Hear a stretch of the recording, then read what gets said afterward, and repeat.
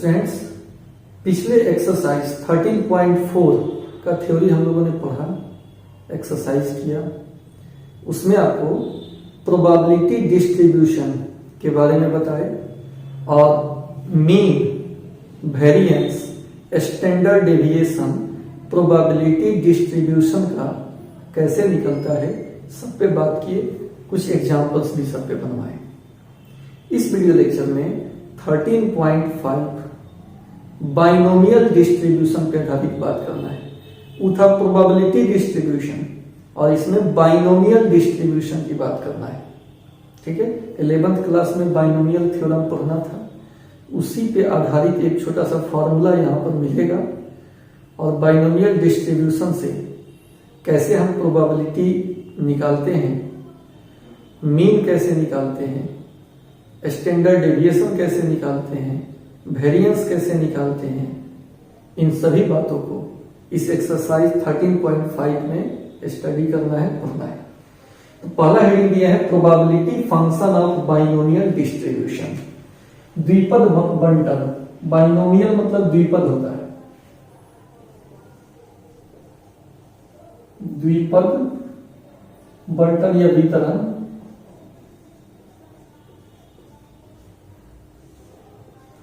का प्रायिकता फलन, प्रायिकता फलन क्या होता है? इसमें एक फॉर्मूला है Px बराबर R, ये होता है NCR Q का पावर दोनों का अंतर इंटू P का पावर नीचे वाला। ये फॉर्मूला है NCR इंटू Q का पावर N माइनस R, ये दोनों का अंतर इंटू P का पावर नीचे वाला। ठीक है, जहां पर N क्या है? Number of trials. R क्या है? Number of success. P क्या है? Probability of success. Q क्या है? Probability of failure. And P plus Q कितना होता है? 1 होता है। सक्सेस और फेलियर का प्रोबेबिलिटी का योग कितना होता है? 1 होता है। तो ये फॉर्मूला मिला है, इस फॉर्मूला से क्या निकलता है? ये क्या है?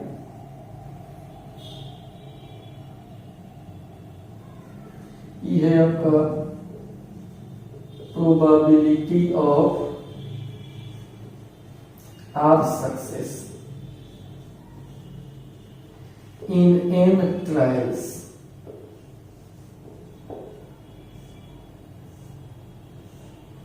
यही है। इससे क्या निकलेगा? तो निकलेगा यही probability of R success in N trial. R success का प्रोबेबिलिटी निकालना हो N ट्रायल्स में। मान लीजिए कोई एक्सपेरिमेंट जो है उसको हम N बार कर रहे हैं और उसमें R सक्सेस का प्रोबेबिलिटी निकालना है। जैसे एक सिक्का को ही 20 बार फेंक रहे हैं और हेड आने को सक्सेस माने तो 5 बार सक्सेस आने का प्रोबेबिलिटी पूछे तो नंबर ऑफ ट्रायल 20 हो गया। सिक्का को कितना बार फेंक रहे हैं? 20 बार। और 5 बार सक्सेस आने का प्रोबेबिलिटी पूछे, यानी 5 बार हेड आने का प्रोबेबिलिटी पूछे, तो R का मान वहां पे 5 पुट करेंगे तो 20C5 तब करके सवाल बनेगा। Q क्या है? तो ये प्रोबेबिलिटी ऑफ फेलियर है और P से किसको डिनोट करते हैं? Probability of success. Number of success को R कहेंगे, नंबर ऑफ ट्रायल्स को N, प्रोबेबिलिटी ऑफ सक्सेस को P, प्रोबेबिलिटी ऑफ फेलियर को Q। ये स्मॉल p है और P प्लस Q का जो कितना होगा? 1 होगा। और ये फॉर्मूला निकल गया। इस फॉर्मूला से probability of R success in N trials निकल पाएगा। ठीक है, n ट्रायल्स में r सक्सेस का प्रोबेबिलिटी इस फॉर्मूला से निकलेगा। जैसा कि एक एग्जांपल दिख रहा है, ए डाई इज थ्रोन 6 टाइम्स, एक पासा को 6 बार फेंका गया। तो यहां देखिए इसका नंबर ऑफ ट्रायल्स कितना हो जाएगा, n बराबर हो गया 6। A die is thrown 6 times if getting an odd number is a success. Success क्या है यहां पे,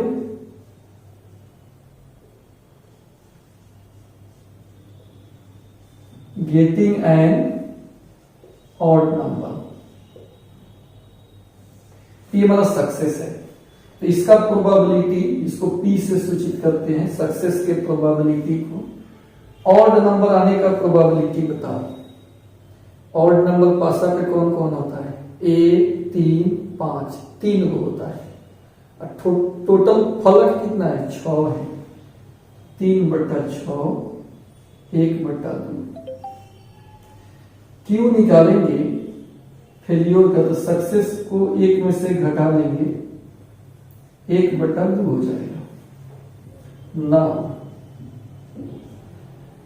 अब फर्स्ट वाला बना रहे हैं, what is the probability of 5 success, यानी px बराबर 5 पूछ रहे हैं। अभी फॉर्मूला बताए हैं, NCR, n माने 6, C R की जगह पर 5, Q का पावर, फॉर्मूला लिख दे, पहले फॉर्मूला लिख ही दे रहे हैं। ये होता है NCR, Q का power n minus R, P का पावर नीचे वाला। ठीक है, अब इसमें मान रख दीजिए, px बराबर कितना सक्सेस का निकालना है हमको दोस्त, 5 सक्सेस का। नंबर ऑफ ट्रायल कितना है, 6 बार हम फेंक रहे हैं, तो 6c5, q का पावर q है 1/2, n minus r 6 minus 5, p का पावर p है 1/2, नीचे वाला यानी कितना हो जाएगा, 5 हो जाएगा। ठीक, इसमें दिक्कत है। अब इसको हम लोग सॉल्व कर लेंगे। 6c5, 6c 6 के आधा से ज्यादा, 6 का आधा 3 से ज्यादा है 5, इसमें से ही घटा लिया जाता है। 6 में से 5 गया 1/2, 6 में से 5 गया, पावर 1 हो जाएगा, इंटू 1/1 का पावर 5 1 होगा, 2 के पावर 5, 2 दूना 4 दूना 8 दूना 16 दूना 32। 6c1 का मान 6 होता है, 32 दूना 64, कटेगा 3 दूना 6, 32 दूना 64, 3/32 आंसर आएगा। यानी 6 गो ट्रायल में 5 को सक्सेस होने का प्रोबेबिलिटी, 5 को सक्सेस मतलब 5 बार और आने का प्रोबेबिलिटी कितना हो जाएगा, 3/32 हो जाएगा। समझ गए, इसका स्क्रीनशॉट ले लीजिए। फिर से एक बार बता देते हैं, करेक्ट पासा को 6 बार फेंका गया है, सक्सेस मानना है ऑड नंबर आने को, getting an odd number is a success, लिखा हुआ रहता है क्वेश्चन में कि किसको आपको सक्सेस मानना है, ऑड नंबर। ऑड नंबर आने का प्रोबेबिलिटी नहीं आने का हिसाब निकाल लीजिए। ऑड नंबर होता कितना है पासा का, एक सिंगल पासा तो सोचेंगे, ऑड होता है 1 3 5, 3 गो, और टोटल फलक 6 होता है, 3/6 निकाल लेंगे। एक्स बराबर आर वाला फॉर्मूला तो आप जान ही रहे हो, बाइनोमियल फंक्शन होगा। और इससे 5 सक्सेस का पूछ रहा है, तो आर की जगह पर 5 लिख दीजिए, ट्रायल तो मालूम ही है, क्योंकि पहले में 5 सक्सेस ही पूछ रहा है। इसका मान निकालें तो 6 में से 5 गया 1, 1/2 का पावर 1, तो उतना ही हो जाएगा। 1/2 का पावर 5, 1/32 हो जाएगा। 6c1 6 होता है, क्योंकि एक यहाँ फॉर्मूला है NC1 n होता है, तो इसी फॉर्मूला पे आधारित है, तोड़ लिया आंसर आ गया। ठीक है, अब इसी में का अगला क्वेश्चन देखा जाए, एटलीस्ट 5 सक्सेस, कम से कम 5 सक्सेस का प्रोबेबिलिटी निकालना है। एटलीस्ट कहे तो इसका मतलब यही हुआ, कम से कम 5 या 5 से ज्यादा। एटलीस्ट में यह चिन्ह लगाएंगे ग्रेटर देन इक्वल टू का। तो कितना हो सकता है, 5 सक्सेस हो सकता है, 6 सक्सेस हो सकता है, इससे ज्यादा तो होगा नहीं, क्योंकि ट्रायल तो 6 बार देखेंगे, 6 बार तो अधिकतम 6 बार हो सकता है और नंबर आ जाए, यानी सक्सेस का अधिकतम संख्या 6 तक ही पॉसिबल है। x बराबर 5 वाला अभी निकालें, कितना आंसर आएगा, 3/32, दोबारा भी निकालना है, 3/32 प्लस इसका निकालिए n कितना है 6, NCR Q का पावर, दोनों का अंतर और P का पावर नीचे वाला, तोड़ेंगे तो कितना हो जाएगा 3/32 प्लस 6C6, ऊपर नीचे सेम हो तो 1 होता है, NCM का मान 1 होता है, चाहे NC0 दोनों रहे तो 1 ही होता है, और 1/2 का पावर 0 ये भी 1 होगा, 1/2 के पावर 6, 2 दूना 4 दूना 8 9 16 32 में 64 हो जाएगा, यानी 3/32 1/64, एलसीएम हो जाएगा 64, 32 दूना 64 तो 3 दूना 6, 6 1 7/64 हो जाएगा, यही आंसर हो गया। कह रहा है कौन सी, कम से कम कितना होना चाहिए 5, एटलीस्ट 5, यानी 5 या 5 से ज्यादा, तो 5 या 6 सफलता मिल सकता है, क्योंकि ट्रायल्स से हमेशा सफलता का संख्या या तो उसके बराबर होगा चाहे उससे कम ही होगा। अब 5 बार हम फेंकबे करेंगे कि 10 बार हेड आने का बताओ, तो वो तो गलत हो जाएगा। तो ट्रायल्स है 6, कम से कम 5 सक्सेस का मतलब हो गया 5 या 6 सक्सेस का प्रोबेबिलिटी पूछा जा रहा है। तो आराम से हम ई तो निकाले हैं, इसका फॉर्मूला है NCR Q का पावर, दोनों का अंतर, P का पावर नीचे होगा, सॉल्व कर लेंगे और आंसर मिल जाएगा। ठीक है, अब इसमें का हम 3 नंबर बना रहे हैं, एटमोस्ट 5 सक्सेस, अधिकतम 5 का मतलब 5 या 5 से कम होता है। एटमोस्ट की जगह पर ही चिन्ह लगता है, जहां भी एटमोस्ट रहे ना वहां लेस देन इक्वल टू लगाइएगा, एटलीस्ट के जगह पर ग्रेटर देन इक्वल टू चिन्ह लगाइएगा। ठीक है, ये दिमाग में रहना चाहिए। तो कम से एटमोस्ट 5 यानी अधिकतम 5, इसमें कौन कौन आ जाएगा, 0 से लेकर और 5 तक आ जाएगा। तो इसको इसमें छूट कौन रहा है, 6 एगो छूट रहा है, क्योंकि टोटल नंबर ऑफ ट्रायल 6 है। 0 से 5 तक लिखने से ज्यादा बहादुरी है कि 1 में से 6 वाला घटा लो। टोटल प्रोबेबिलिटी 1 होता है, यानी 0 सफलता से लेके 6 सफलता तक का कुल प्रोबेबिलिटी देखेंगे तो 1 होगा। आपको 0 से 5 तक का निकालना है, 1 में से 6 वाला घटा लो, उतना ही मान निकलेगा। तो 100 अलग अलग निकालकर 5 तक जोड़ने से ज्यादा फायदा है कि 1 में से 6 वाला घटा लेंगे। 1 माइनस x बराबर 6 वाला फॉर्मूला क्या होगा, NCR, n है 6, R है 6, Q का पावर यानी 1/2 का पावर, दोनों का अंतर, P का पावर नीचे वाला, 1 माइनस इसका तो 1 होता है, इसका भी 1 होता है, 1/2 का पावर 6, 2 के पावर 6 64 होगा, एलसीएम लेंगे तो 64, 64 माइनस 1 63/64 आंसर आएगा इसका। बोलिए समझ में आया कि नहीं, कमेंट करके बताइए कि समझ गए कि दिक्कत है इसमें।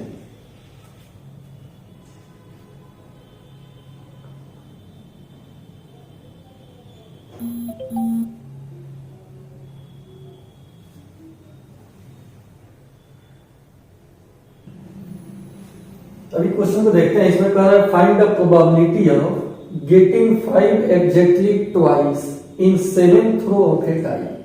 एक पासा को 7 बार फेंका जा रहा है और इसमें 2 बार 5 आ जाए, इसी का प्रोबेबिलिटी पूछ रहा है। देखिए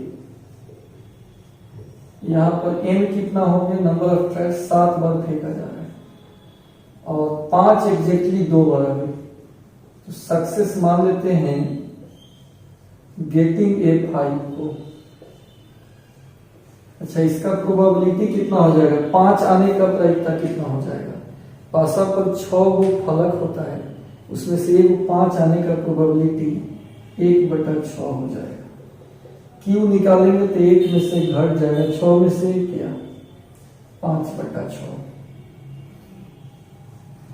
नाउ 5 एग्जैक्टली ट्वाइस आना चाहिए, 2 बार आना चाहिए, यानी सक्सेस का संख्या 2 पर निकालना है। तो ये एक फॉर्मूला होता है बाइनोमियल फंक्शन का कि probability function of binomial distribution का NCR Q का पावर दोनों का अंतर P का पावर नीचे वाला। इसी में हम सेट कर लेंगे Px बराबर ट्वाइस, 2 बार से 2 सफलता का प्रायिकता पूछ रहा है 7 बार में। 7C2 नंबर ऑफ ट्रायल 7 है, Q मतलब 5/6, n माइनस आर 7 - 2, P मतलब 1/6, इसका पावर नीचे वाला। इसी को सॉल्व करना है तो ये हो जाएगा, यहां भी एक लाइन दिख जाएगा आपको।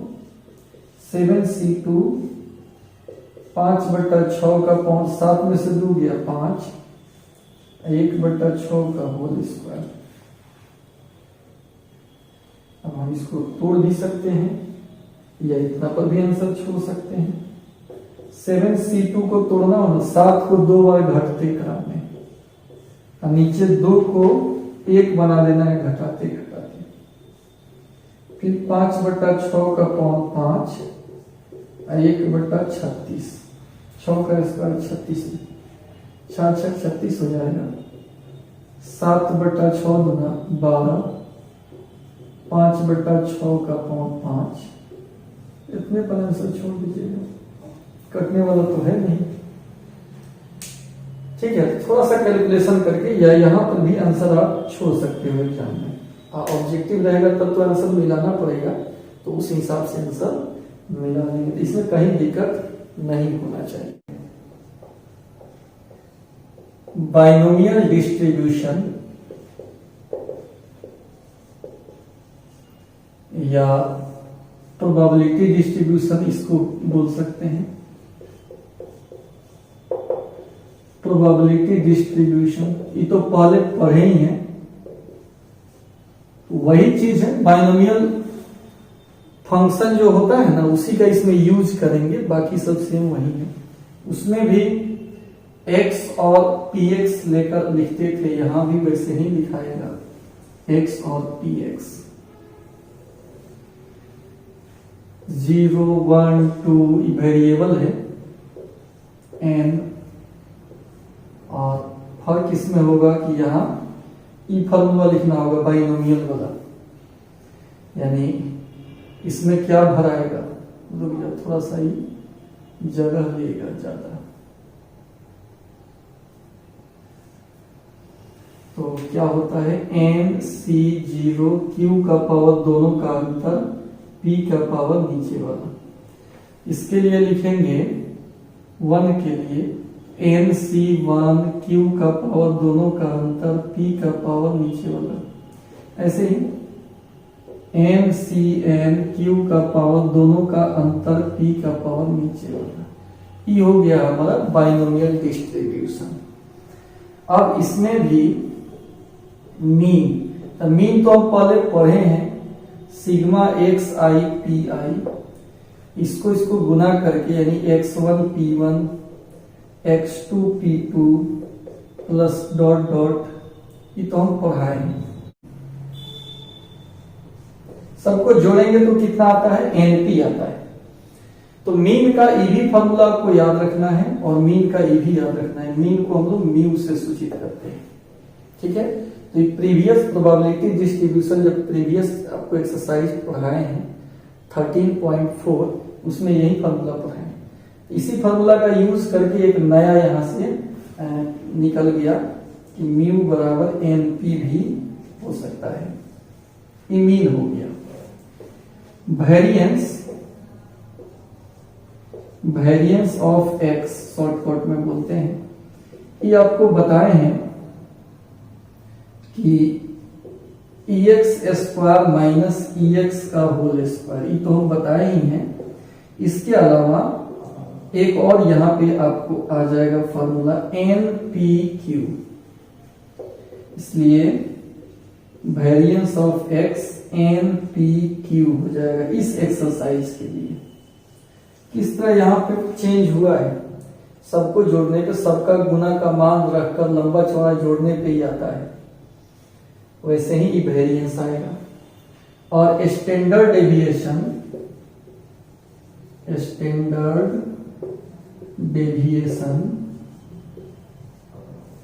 ये होता है रूट अंडर वेरिएंस, जो पहले भी पढ़ चुके हैं। तो रूट अंडर NPQ हो जाएगा। यहां आपका इसका थ्योरी खत्म हो गया, ठीक है। तो अब इस पर क्वेश्चन कैसे रहेगा, क्वेश्चन हम लोग देखेंगे। देखिए, एक फॉर्मूला पहले से हम लोग पढ़े हुए हैं और एक नया मिला यहाँ पर मीन का। बाइनोमियल डिस्ट्रीब्यूशन के लिए मीन अगर निकालना हो तो एनपी होता है, पी होता है प्रोबेबिलिटी ऑफ सक्सेस, एन होता है नंबर ऑफ ट्रायल, और गुना कर लेंगे तो हमारा माध्य निकल जाता है। और यहाँ पर वेरिएंस का EX² माइनस EX का होल स्क्वायर, इस पर आधारित प्रीवियस वीडियो लेक्चर में हम क्वेश्चन भी बनाए हैं और बनाकर बताएं कि कैसे बनाए हैं। लेकिन बाइनोमियल प्रोबेबिलिटी डिस्ट्रीब्यूशन के लिए बनाए थे। अब बाइनोमियल डिस्ट्रीब्यूशन वाला फॉर्मूला के लिए अगर इससे निकाले वेरिएंस तो कितना निकलता है, NPQ निकलता है। इसको आप याद रखिएगा, बोर्ड में अनेकों बार इस पर क्वेश्चन पूछा गया है। Standard deviation root under variance पहले भी बताए, तो यहाँ भी जो भी वेरिएंस का मान है उसको रूट में अपलोड कर देंगे, ठीक है। तो ये आपका हो गया कंसेप्ट।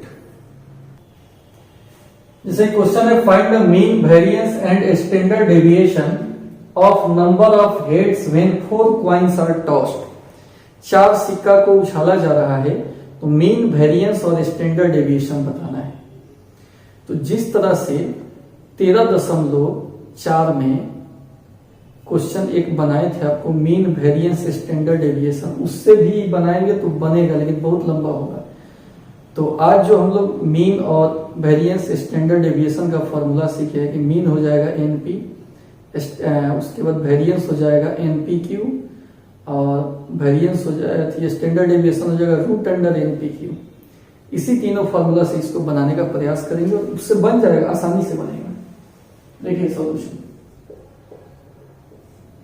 यहाँ पर क्या है, 4 coins are tossed, find the mean variance and standard deviation. 4 को सिक्का को उछाला जा रहा है, यानी n बराबर 4 हो गया। सक्सेस मान लेते हैं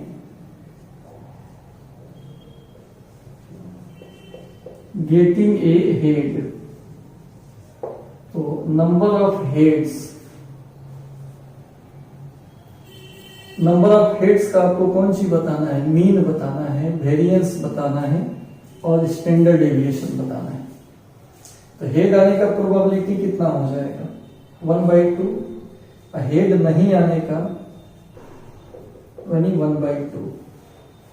नाउ पहिलका में आपसे क्या पूछा जा रहा है, मीन बतावे।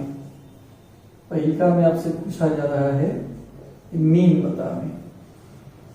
मीन कितना होता है, NP होता है। 4 गुना 1/2 कितना हो जाएगा, 2 हो जाएगा। 4 गुना 1/2 यानी 2 हो जाएगा। इसके बाद आपसे वेरिएंस पूछा जा रहा है, VAR एक्सप्रेशन प्रसरण। तो वेरिएंस होता है एन पी क्यू। एन का मतलब 4, पी का मतलब 1/2, क्यू का मतलब 1/2, 1 हो जाएगा। और तीसरा में पूछा जा रहा है स्टैंडर्ड डेविएशन, और ये होता है रूट अंडर वेरिएंस, यानी रूट अंडर 1, यानी 1 हो जाएगा। तो आंसर इसका निकल गया, मीन भी निकल गया, वेरिएंस भी निकल गया और स्टैंडर्ड डेविएशन भी निकल गया। ठीक है, और लंबा प्रोसेस से बनाएंगे तो बहुत लंबा हो जाएगा। तो ये प्रोसेस बिल्कुल आसान है। अब इस क्वेश्चन को देखिए, बाइनोमियल डिस्ट्रीब्यूशन आपको निकालना है, यानी बाइनोमियल फंक्शन आपको बताना है जिसके लिए मीन दिया है और वेरिएंस दिया हुआ है। सॉल्यूशन देखिए, अकॉर्डिंग टू क्वेश्चन मीन है 20, यानी एनपी दिया है 20, इस समीकरण 1 हो गया। और वेरिएंस दिया हुआ है कितना, 16। तो वेरिएंस होता है एनपी क्यू, 16 दिया है। 2/1 करेंगे, सॉल्व हो जाएगा। एनपी क्यू बटा एनपी 16/20, एन से एन, पी से पी करिए। क्यू बराबर 4 चौका 16, 4 चौका 5 चौका 20, 4/5। इसलिए पी निकाल लेंगे, 1 में से क्यू घटा के 1/5 हो गया। हाँ भाई, पी मिल गया ना, पी के मान को 1 में रखेंगे तो एन निकल जाएगा।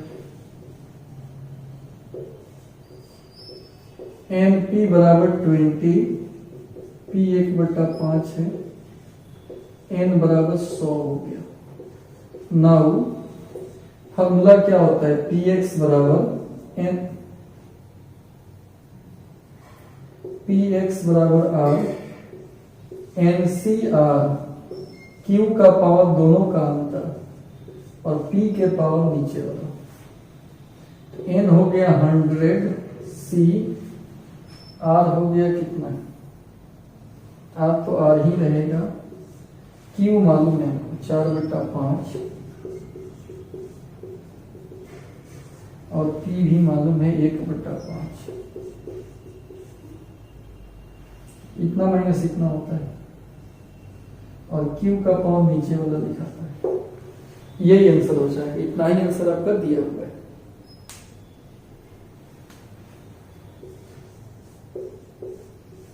यहां ही प्रोबेबिलिटी हमारी तरफ से समाप्त हो गया। फिर से देखिए एक बार, यहाँ क्या क्या दिया हुआ है, मीन दिया है, वेरिएंस दिया है, बटा कर लिए, क्यू आ गया, पी निकाल लिए, और एनपी 20 है, समीकरण 1 से एन भी निकाल लिए। तो हमारे पास क्यू है, पी है, एन है। अभी जो फॉर्मूला आपको बताए हैं इसमें सब मान हम भर देंगे और लास्ट में आंसर तक पहुंच जाएंगे। तो आशा करता हूं कि आपको समझ में आया होगा। अब इस वीडियो लेक्चर को स्टार्टिंग से अभी तक 2 बार 3 बार आप देख लीजिएगा, और एनसीईआरटी का एक एक क्वेश्चन प्लेलिस्ट में बना कर वहां पे भी सजा रहे हैं, वहां से भी आप लाभ उठा सकते हैं। इसमें आपको एनसीईआरटी उसके अलावा साइड बुक सब चीज कवर कर लिए हैं कि कहीं से कोई प्रॉब्लम होगा ही नहीं। खाली इस वीडियो लेक्चर को भी आप बढ़िया से देख लेते हो, जो भी सवाल आएगा वो आपसे बन जाएगा। तो अभी के लिए इतना है। Thank you.